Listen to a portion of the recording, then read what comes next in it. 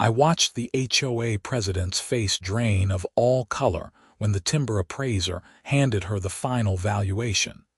And I knew right then that my 100-year-old apple orchard was about to become the most expensive mistake of her life. My name is Adrian Reeves, and I had spent 3 decades cultivating those trees on my 5-acre property in Asheville, North Carolina. The orchard wasn't just a hobby. It was my retirement plan, my legacy, and the reason I had bought that particular piece of land in the Biltmore Forest area back in 1994. The trees were a mix of heritage varieties, some grafted from stock that dated back to the 1800s. I had black Oxford apples, Ashmead's kernel, Roxbury russet, and a dozen other rare cultivars that most people had never even heard of.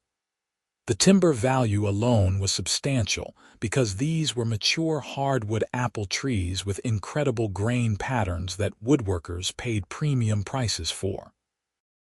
I lived alone after my wife Sarah passed away 5 years ago. We never had kids, so the orchard became my focus. Every morning I would walk through those rows of trees, checking for pests, pruning where needed, and just enjoying the peace that came with being surrounded by living things that I had nurtured for so long. The trouble started when the old neighborhood association dissolved and a new one formed. Our area had always been pretty relaxed about property rules. Most of us had acreage, and we kept to ourselves. But when 3 new houses went up on subdivided lots at the entrance to our road, everything changed. The new homeowners wanted an official HOA with actual enforcement powers, and somehow they managed to get enough votes to make it happen. That is when I met Brenda Hutchinson. Brenda was 52, had blonde hair that she kept in a short, severe bob, and wore pastel cardigans even in summer. She moved into one of the new houses with her husband Gerald, who worked in pharmaceutical sales and traveled constantly. Brenda immediately inserted herself into every neighborhood matter, and within 6 months, she had gotten herself elected as HOA president. The first thing she did was send violation notices to half the neighborhood. My next-door neighbor got cited for having a vegetable garden too close to the street. Another neighbor got fined for parking his work truck in his own driveway because it had his company logo on the side. I got a notice about my orchard being unkempt and not in keeping with neighborhood aesthetics. I went to her house to discuss it. She opened the door with a smile that did not reach her eyes. "Adrian, I was expecting you might stop by," she said. "Brenda, I got your notice about my orchard. Those trees have been there for 30 years. They are not unkempt. They are just natural. I understand you are attached to them, but the board has decided that the orchard presents an untidy appearance from the street. We would like you to either significantly prune them back or consider replanting with more decorative trees." I felt my blood pressure rising. Replant? Those trees are worth thousands of dollars. They produce hundreds of bushels of heirloom apples every year. I sell them at the farmer's market. "That is another issue," Brenda said, crossing her arms. "Running a commercial operation from a residential property may violate our covenants. I sell apples from my own trees. That is not a commercial operation. We will need to have the board review it. In the meantime, please address the aesthetic concerns outlined in the notice. You have 30 days. I left her house furious, but tried to calm myself down. I had dealt with difficult people before. I figured I would go to the next board meeting and explain the situation to the other members. Surely they would be reasonable. The board meeting was held in Brenda's living room.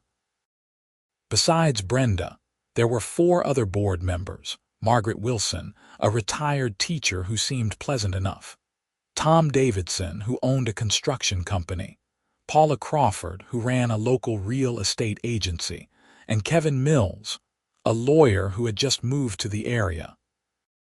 I had hoped that Kevin might be a voice of reason. I presented my case, explaining the history of the orchard, its value, and the fact that it had existed long before the HOA. I showed them photos of the trees in full bloom and brought samples of the apples. Margaret seemed sympathetic. "They really are beautiful, Adrian. My grandmother had an apple tree when I was growing up." But Brenda cut in. "We appreciate the history, but we have to think about property values for everyone. When potential buyers look at our neighborhood, we want them to see well-maintained, cohesive landscaping. Your orchard takes up most of your visible property and looks overgrown." "It is not overgrown. It is mature. There is a difference." Tom Davidson spoke up. "Could you maybe trim them down? Make them look more manicured? These are fruit trees, not hedges. If I prune them the way you are suggesting, it will damage their ability to produce." Paula Crawford looked at some papers in front of her. "According to our covenants, property owners must maintain their lots in a manner consistent with neighborhood standards. The board has the authority to determine those standards." I turned to Kevin. "Is that really enforceable? I mean, these trees predated the HOA by decades." Kevin shifted uncomfortably. "Technically, when you signed the updated HOA agreement, you accepted the current covenants. There might be a grandfather clause argument, but it would depend on how the covenants are worded." "I did not sign anything." Brenda smiled. "You did not attend the vote meeting, which according to our bylaws constitutes passive acceptance." "That is not how I understood it." "I am sorry you feel that way," Brenda said, though she did not sound sorry at all. "The board will take your comments under consideration, but we need you to take action on the violation notice." I left the meeting knowing I was in trouble. Over the next week, I consulted with my own lawyer, an old friend named Richard Torres, who had handled Sarah's estate. He reviewed the HOA documents and gave me bad news. "They are on shaky ground, but fighting this could cost you tens of thousands in legal fees," Richard said. "And even if you win, you will still be living in a neighborhood with an HOA that has it out for you." "So what do I do?" "You could try to negotiate a compromise. Maybe create a visual barrier like a decorative fence so the orchard is not as visible from the street." I tried that approach. I proposed installing a split-rail fence with climbing roses. Brenda rejected it, saying the orchard itself was the problem, not the visibility. The 30-day deadline came and went. I received a fine of $500 and a notice that I would be fined an additional $500 every 30 days until I complied. I paid the first fine while trying to figure out my next move. Then, I received an opportunity that complicated everything. My brother Daniel, who lived in Auckland, New Zealand, had a serious health scare. He was 10 years older than me and had always been there for me growing up. He needed surgery and specifically asked if I could come stay with him during his recovery. He did not have anyone else. I did not want to leave my property, especially not with the HOA situation unresolved, but Daniel was family. I booked a flight for late March, planning to be gone for 6 weeks. Before I left, I paid all my HOA dues and fines to date, and I sent a certified letter to the board explaining that I would be out of the country, and requested that no action be taken on my property in my absence.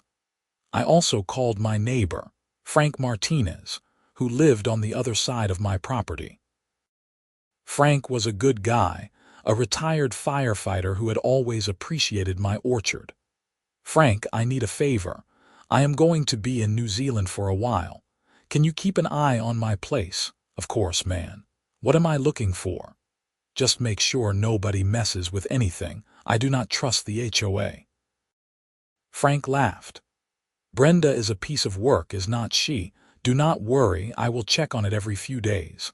I left for New Zealand on March 28th. The flight was brutal, Nearly 20 hours with connections, but I finally made it to Auckland. Daniel looked worse than I expected, thin and exhausted, but he was glad to see me. His surgery went well, and I spent my days helping him recover, cooking meals, and making sure he followed his physical therapy routine. I called Frank every week to check in. The first 3 calls, everything was fine. My property was undisturbed, the orchard was starting to bud for spring, and Frank said he had not seen any HOA activity. The 4th week, on April 24th, I called Frank and got a strange response. "Adrian, man, I do not know how to tell you this." My stomach dropped. "What happened?" "There is a tree service working on your property. They have been there for 2 days. "What? Doing what?" "Cutting down your apple trees. I tried to stop them, but they had paperwork saying the HOA authorized it. I called the police, but the officer said it was a civil matter and he could not do anything since the HOA has authority over property violations." I could not breathe. "How many trees?" "Adrian, they are cutting all of them." I sat down hard on Daniel's couch. "All of them?" "Frank, there are 43 trees." "I know, man, I am so sorry. I took photos and videos, I documented everything, but I could not physically stop them." My hands were shaking. "Let me talk to Brenda. Give me an hour and call me back." I immediately dialed Brenda's number. She answered on the 3rd ring, sounding cheerful. "Hello, Brenda, this is Adrian Reeves. What the hell are you doing to my property?" "Oh, Adrian, I am glad you called. We tried to reach you, but your phone seemed to be having issues with international calling." "That is a lie. My phone works fine. You did not try to call me. Why are there tree cutters on my property?" After repeated violations and failure to comply with board directives, we exercised our authority under Section 12.4 of the Covenants, which allows the HOA to remediate property violations at the owner's expense when the owner fails to take corrective action. "I told you I was leaving the country. You cannot just destroy my property. We sent multiple notices to your address. You did not respond. Because I am in New Zealand. You knew that. The board has to act in the best interest of the entire community. Your orchard was negatively impacting property values. We will bill you for the removal costs." I was beyond anger. I was in a state of cold, focused rage. "Brenda, those trees are worth more than your house. If you have damaged them, I will own everything you have. Are you threatening me?" "No, I am promising you. Do not cut down another single tree." "It is too late. The work is nearly complete. Have a nice day, Adrian." She hung up. I immediately called Richard Torres. It was late at night in North Carolina, but he answered. "Richard, the HOA is cutting down my orchard right now while I am out of the country." To his credit, Richard did not waste time with sympathy. "I will file for an emergency injunction, but Adrian, if they have already cut the trees, the damage is done. Can they do this legally?" "Almost certainly not. HOAs have some authority, but destroying valuable property without proper notice and due process is likely beyond their powers. You will have a strong case for damages. A very strong case. I want them destroyed, Richard. I want that board to pay for every single tree." "Let me make some calls. I will get back to you within the hour." I called Frank back. "How bad is it?" "They finished about an hour ago. All the trees are down, Adrian. They cut them up and hauled them away in trucks. Your whole orchard is just stumps now."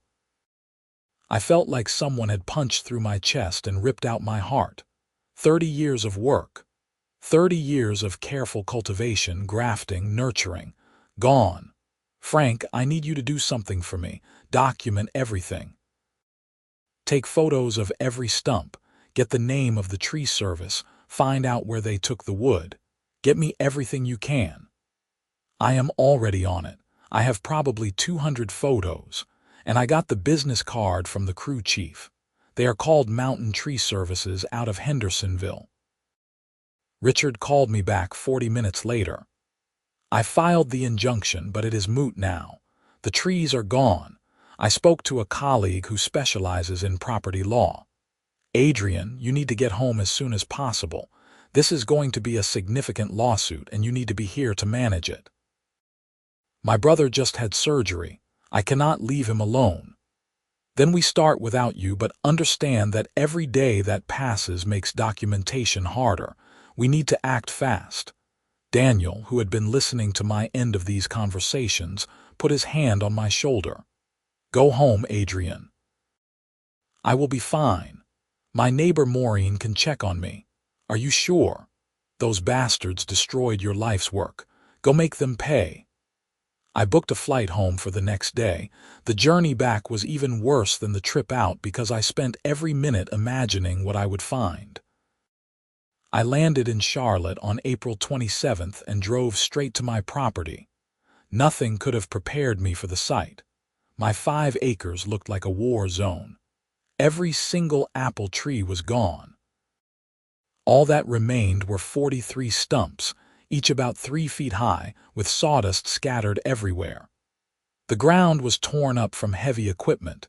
It looked like a logging operation had swept through. Frank was waiting for me in my driveway. He looked miserable. I am so sorry, Adrian. I tried everything I could think of. I know you did. Thank you for documenting it. He handed me a folder with printed photos and a USB drive. There is more on here. Videos, close-ups of each stump, photos of the tree service trucks with their company name visible.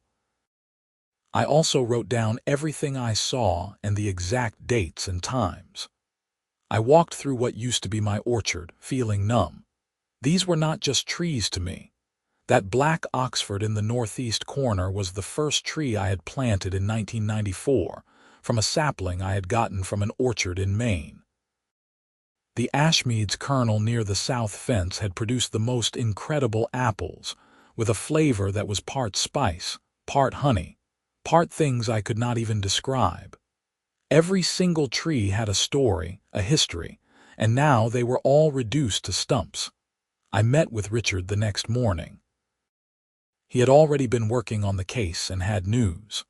I contacted Mountain Tree Services. They confirmed they were hired by the HOA and produced a work order signed by Brenda Hutchinson. They cut down 43 mature apple trees and hauled the wood away. Where did they take the wood? A sawmill in Waynesville that specializes in specialty hardwoods. This is where it gets interesting. I called the sawmill, and they were very excited about the delivery. Apparently, mature apple wood is extremely valuable for furniture makers and woodworkers. They paid Mountain Tree Services $3,000 for the load. $3,000. Is that all? No, that is what they paid the tree service. That wood is worth significantly more once it is processed and sold. But here is the important part. We need to establish the actual value of what you lost. Not the value of the lumber, but the value of the standing trees as part of a productive orchard. How do we do that? We hire an arborist and a timber appraiser. I have already reached out to several. There is a specialist in Raleigh, Dr. Marcus Chen, who does valuations for legal cases. He worked on a similar case in Virginia a few years ago where a developer cleared trees without permission. He is expensive but very thorough. How expensive? $5,000 for a complete appraisal. But Adrian, based on what you have told me about these trees, I think his findings are going to be worth every penny. I hired Dr. Chen immediately. He drove out to my property 3 days later, a serious man in his 60s with steel gray hair and rimless glasses. He spent 6 hours examining the stumps, taking core samples, measuring diameters, and photographing everything. He also interviewed me extensively about the history of each tree, their production levels, and their heritage varieties. Mr. Reeves, I need to be clear with you about something, he said as he was packing up his equipment. The value I am going to establish is not based on timber alone. These were productive fruit trees of rare heritage varieties. The value calculation includes the replacement cost of equivalent mature trees, the lost production value, and the timber value. When you add those factors together for 43 mature heritage apple trees, we are talking about a substantial sum. How substantial?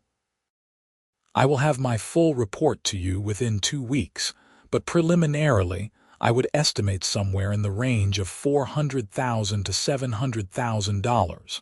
I stared at him. That much. Mr. Reeves, some of these trees were over 100 years old in terms of their genetic stock.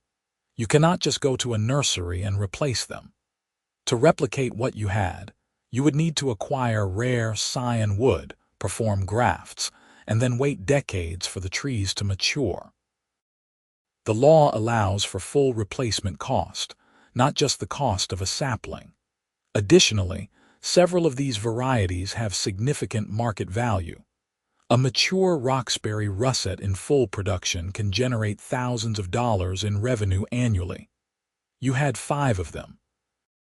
The lost production value alone over the expected remaining lifespan of the trees is considerable. Richard looked like Christmas had come early. Get me that report as fast as you can, Dr. Chen. While we waited for the appraisal, Richard filed a lawsuit against the HOA and Brenda Hutchinson personally. The complaint alleged trespass, destruction of property, conversion, and several other causes of action. We also filed a claim against the HOA's insurance policy. The initial responses from the HOA were dismissive. Their lawyer, a guy named Preston Walsh from a firm in Charlotte, sent a letter arguing that the HOA had acted within its authority and that I had been properly notified. He claimed the HOA's liability was limited to the cost of tree removal, which they estimated at around $8,000. Richard's response was simple: wait for the appraisal. Dr. Chen delivered his report on May 15th. I sat in Richard's office while he read through it, watching his eyebrows climb higher and higher. Adrian, this is incredible.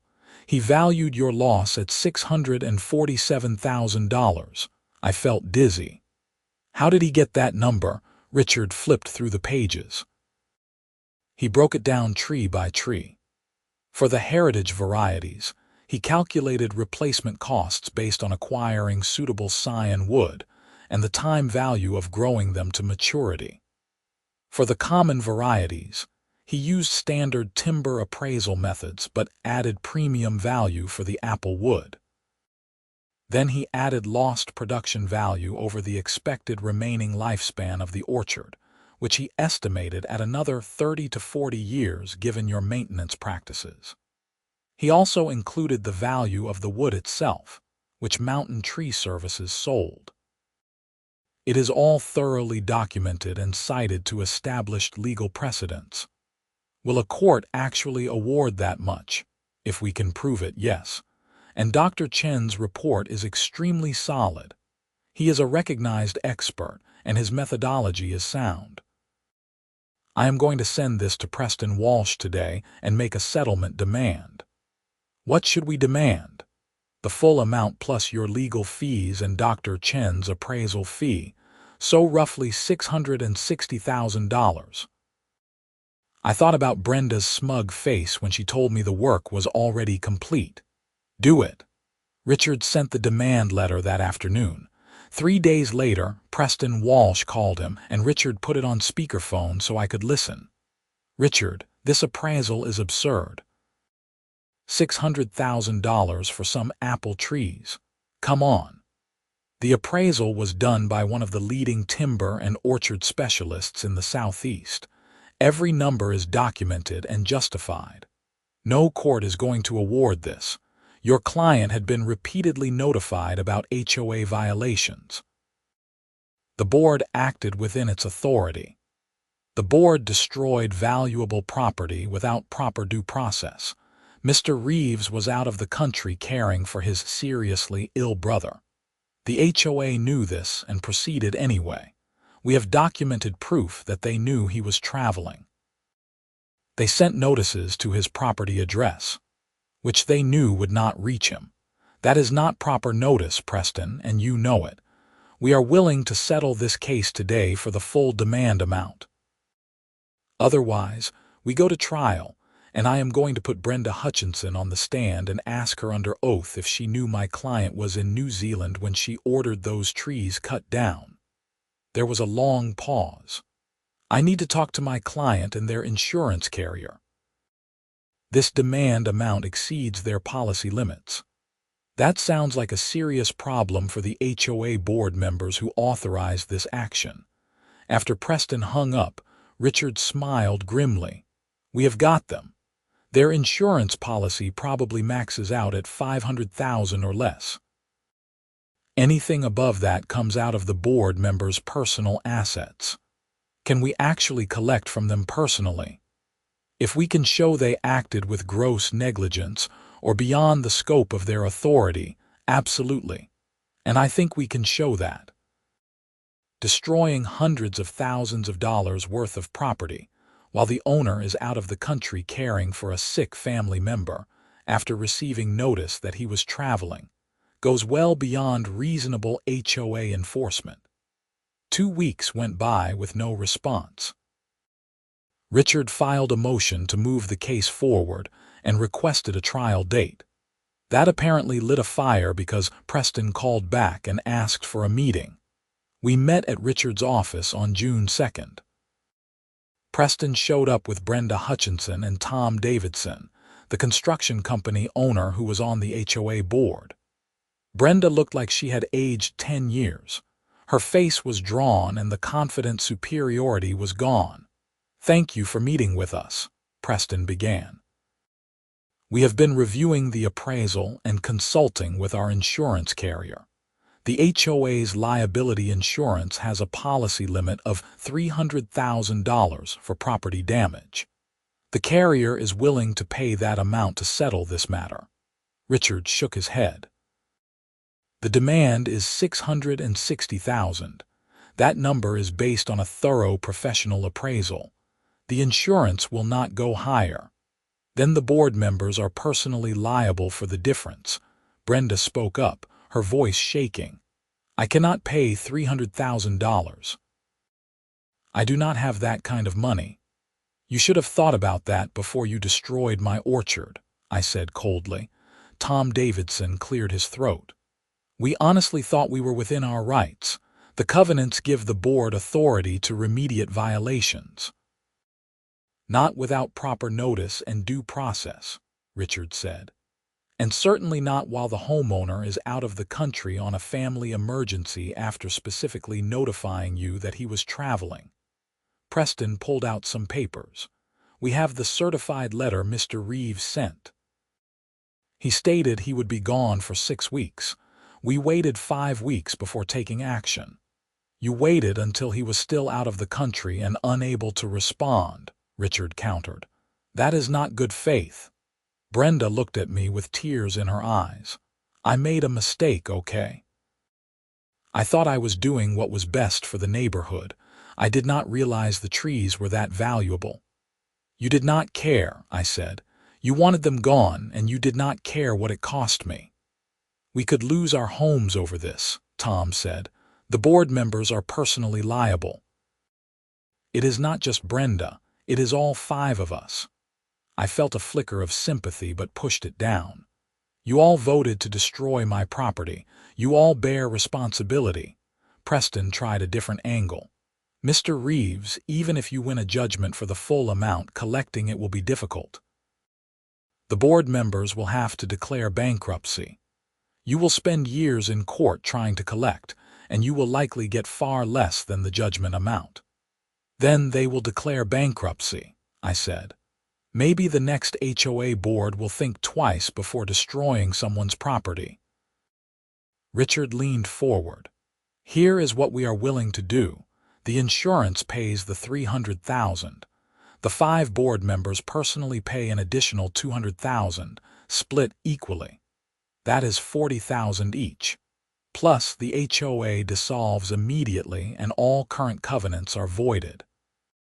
And Brenda Hutchinson pays an additional $20,000 personally for acting in bad faith, bringing her total to $60,000.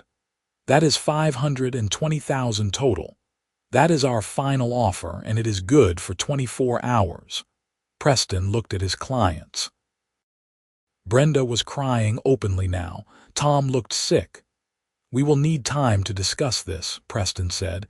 "You have 24 hours. After that, we go to trial and ask for the full amount plus punitive damages." They left. I turned to Richard. "Do you think they will take it?" "They would be idiots not to. Going to trial risks a much larger judgment, and the insurance company will not cover legal fees if they reject a reasonable settlement. The board members will have to come up with their shares out of pocket, but $40,000 is better than bankruptcy." The next afternoon, Preston called. "We accept the settlement terms. We will need 45 days to arrange the personal payments from the board members." 30 days, Richard said. "And we want the insurance payment within 7 business days." Agreed. The insurance check arrived 6 days later. $300,000. It was the largest check I had ever seen made out to me, but I felt no joy in it. The money did not bring back my trees. The personal payments trickled in over the next month. Tom Davidson paid his $40,000 first. The other 3 board members, Margaret Wilson, Paula Crawford, and Kevin Mills, paid within 2 weeks. Brenda dragged it out until the final day, but her check finally arrived. $60,000, probably representing most of her and Gerald's savings. The HOA held a final meeting to vote on dissolution. Every homeowner in the neighborhood attended except the 5 board members. Frank Martinez made a motion to dissolve immediately and void all existing covenants. It passed unanimously. Our neighborhood was back to the way it was before Brenda and her friends had seized control. I deposited the checks and paid Richard his legal fees. After everything, I cleared about $480,000. It was a lot of money, but it could not replace what I had lost. I stood in my property where the orchard used to be, looking at the field of stumps. Frank came over with 2 beers. "What are you going to do with the land?" he asked. "I have been thinking about that. I could replant. That would take decades. I am 63. I probably do not have decades. So what then?" I took a long drink of beer. "I could sell the property, move somewhere else, start over. Or I could do something different. I have been thinking about those stumps. They are still there, still part of the trees. I could turn this into something new." Over the next few weeks, I researched ideas. I talked to landscape architects, environmental consultants, and other orchard owners. Slowly, a plan formed. I decided to create a memorial orchard and community garden. I would leave the stumps in place and build around them, turning each one into a planter or a marker. I would bring in soil and plant other things, vegetables, flowers, berry bushes. But I would also get scion wood from heritage apple varieties and start grafting new trees. Not to replace what was lost, but to continue the legacy. I used part of the settlement money to hire a landscape company.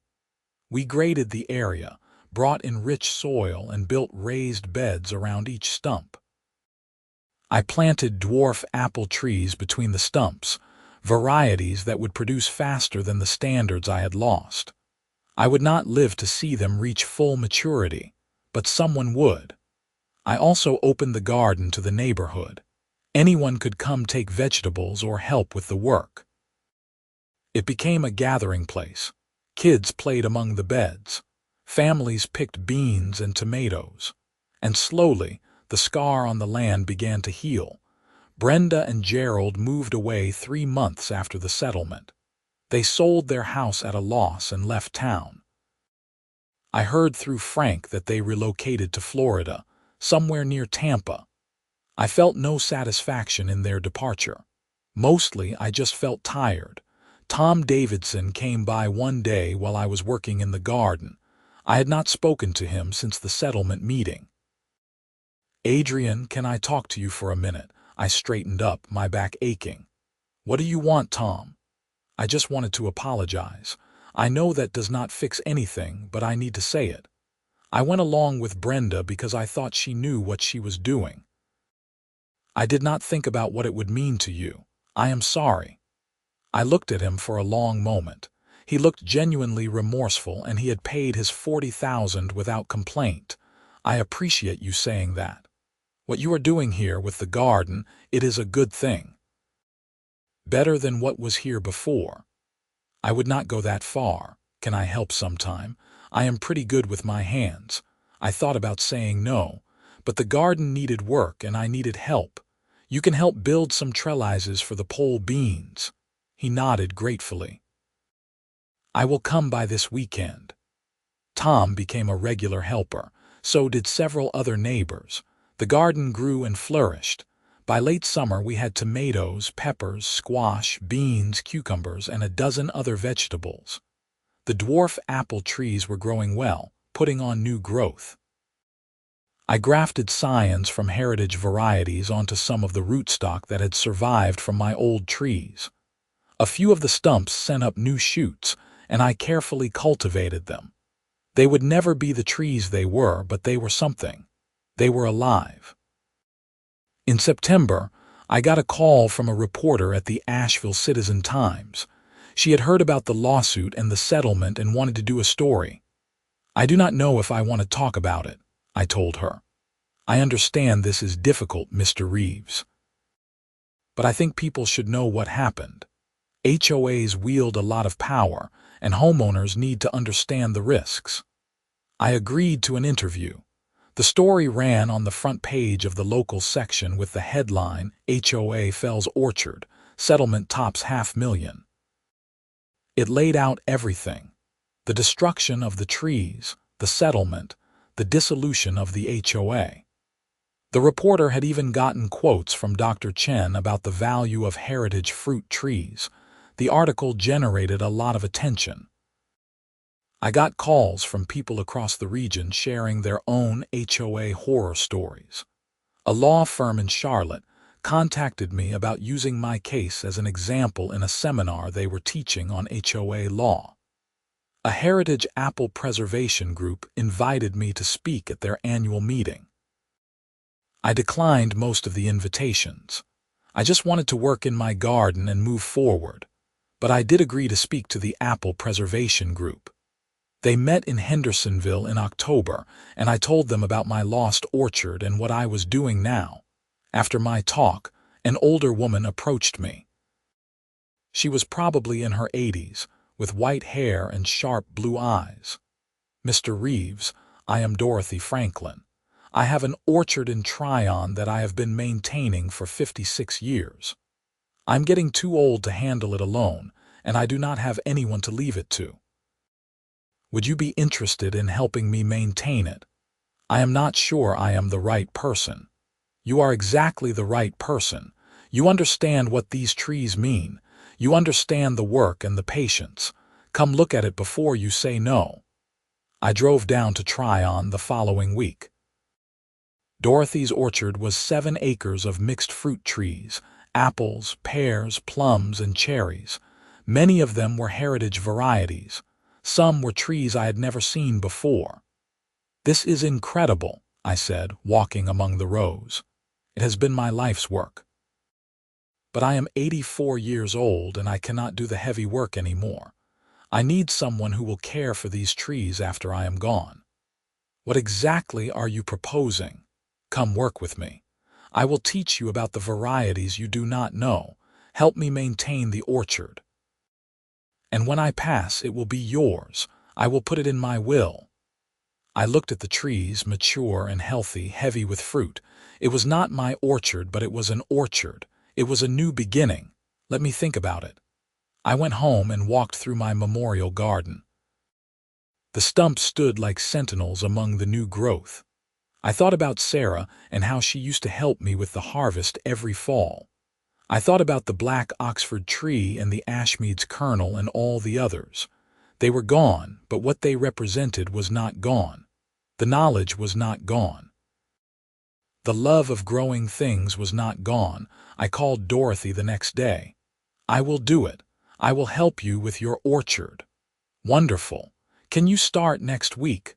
I started spending 3 days a week in Tryon working with Dorothy. She was a wealth of knowledge about varieties and techniques I had never used. She taught me about grafting methods that dated back centuries. She showed me records she had kept for decades about weather patterns, production levels, and pest management. The work was hard but satisfying. I was caring for trees again. I was learning again, and I was building something for the future. At my own property, the memorial garden continued to thrive. The community embraced it. Families would come in the evenings to pick vegetables and enjoy the space. Children learned about growing food. Neighbors who had barely spoken before became friends while working side by side in the soil. I kept one section of the garden just for myself, a corner where I planted herbs and flowers that Sarah had loved. I would sit there sometimes in the evening, watching the sun set over the mountains, and tell her about my day. The dwarf apple trees I had planted produced their first small harvest in the fall of my second year. The apples were not as large or as flavorful as the heritage varieties I had lost, but they were apples from my land, and people appreciated them. We had a small harvest celebration, and I made pies for everyone who had helped with the garden. Frank Martinez brought his grandchildren. Tom Davidson brought his wife. Margaret Wilson, the former board member who had seemed sympathetic during that first meeting, came by with a basket of muffins she had made with apples from the garden. "I am sorry I did not stand up to Brenda," she told me quietly. "I voted with the board because I did not want to cause trouble. I should have fought harder for what was right. You paid your part of the settlement. That is enough." "Is it, though? Money does not fix what we took from you." "No, it does not. But life goes forward. This garden is better than holding on to anger." I meant it. The anger I had felt watching those trees come down had faded into something else. Not forgiveness exactly, but acceptance. What happened happened. I could not change it. All I could do was build something new from the ruins. Dorothy Franklin passed away in her sleep in early November, 2 years after I started working with her. Her lawyer called me a week after the funeral. "Miss Franklin left her orchard to you, Mr. Reeves. All 7 acres, the house and the equipment. It is all yours." I sat down hard. She really did it. She was very specific in her will. She said you were the only person she trusted to continue her work. I inherited the Tryon orchard and everything that came with it. The property was worth a substantial amount, but more important than the monetary value was the legacy. Dorothy had spent nearly 60 years building that orchard. Now, it was my responsibility to maintain it. I decided to keep my property in Asheville as the community garden and move to Tryon to manage Dorothy's orchard full-time. Frank and Tom agreed to oversee the garden and make sure it stayed maintained. Several other neighbors volunteered to help. The transition took several months. I sold some of my furniture and belongings that I did not need. I kept Sarah's things, the photos and quilts and little treasures that connected me to our life together. I set them up in Dorothy's house, which became my house, and slowly made it my own.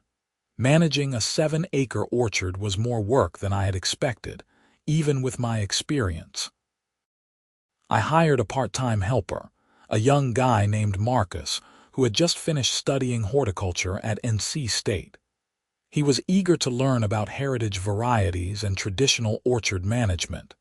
Together, we worked through the seasons. We pruned in winter, monitored for pests in spring, thinned fruit in early summer and harvested in fall. The orchard produced abundantly. We sold fruit at farmers' markets, supplied local restaurants, and provided scion wood to other orchards and preservation groups. I also started teaching workshops on heritage apple cultivation and grafting techniques. People would come from across the region to learn. I taught them what Dorothy had taught me and what I had learned over my decades of experience.